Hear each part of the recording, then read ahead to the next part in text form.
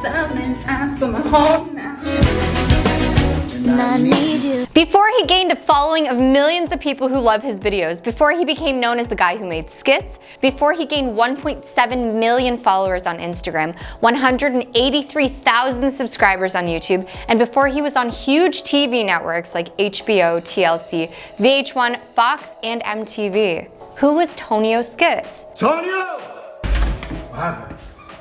Tonio has done so many cool things, survived many hardships, and his story is so inspiring to anybody going through a hard upbringing. He is known as a worldwide famous comedian, actor, and soon-to-be director. He creates every day, writes movies, and makes skits that many of us love. We're going to take a deep dive today on his life, find out what his hardships are, what his life was like, and how he grew up to have the fabulous life he does now. We're also going to find out how he got started. Let's get into it.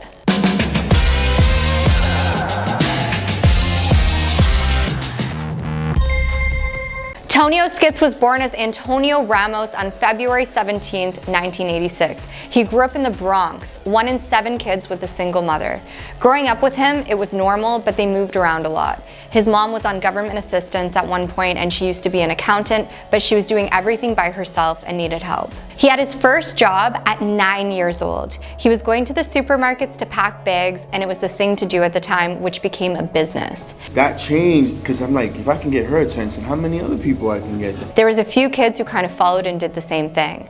They would help customers to their cart with groceries, they would pack groceries, and he was making good money doing this. $70 to $80 a day, which is really good money back then. He used to help his mom a lot by doing this. One time she was short on the light bill and she didn't know that Tonio had started saving money at his young age. He had about $200 saved and the lights were gonna get cut off, and he gave it to her. He said this was the first time he really saw his mom cry because she felt like she had no way out and he took charge. My mom knew though. My mom always knew, like she knew I was gonna become something. Growing up in the Bronx in the 90s, he was outside a lot. He said you either sold drugs in the area, played basketball, or breakdanced. He was into breakdancing and he was good at it. His mom had an amazing sense of humor. She was a comedian. She told Tonio when he was 7 that she knew he was gonna end up being a doctor, a lawyer, or on TV. She turned out to be right. Because he was a nurse, he never got into law, but he got in trouble with the law. And he ended up in entertainment, like she said. Unfortunately, when he was just 15 years old, his mom passed away. It made him feel good that she knew what he was going to become. His dad sold drugs, and then he fixed his life and moved to Tampa, started a family, and when his mom passed, he came looking for his other children. The same summer that Tonio's mother passed, he went to Tampa and his dad had everything going on. He had a house, he had his family, and he filled Tonio in on the gaps of why he went missing. Half of the time when Tonio thought he didn't want to see him was just because he was in jail. He said his dad was a good dude, but the only issue that he had was that if his dad was selling drugs, why were they still poor? On his last day in Tampa, his dad was pulled over and he had a warrant for his arrest for things he was doing back in the day, and unfortunately he got deported.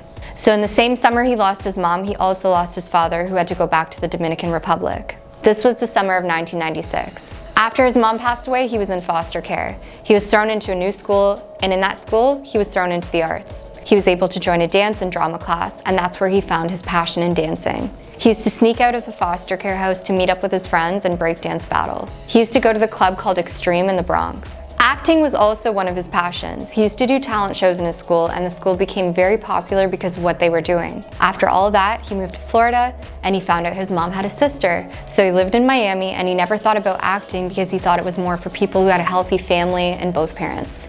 He didn't see it as an option for himself until Instagram came out, and it gave him the option to do the things he wanted to do, how they wanted to do it, without a middleman. He always had a passion inside him for storytelling and putting things together.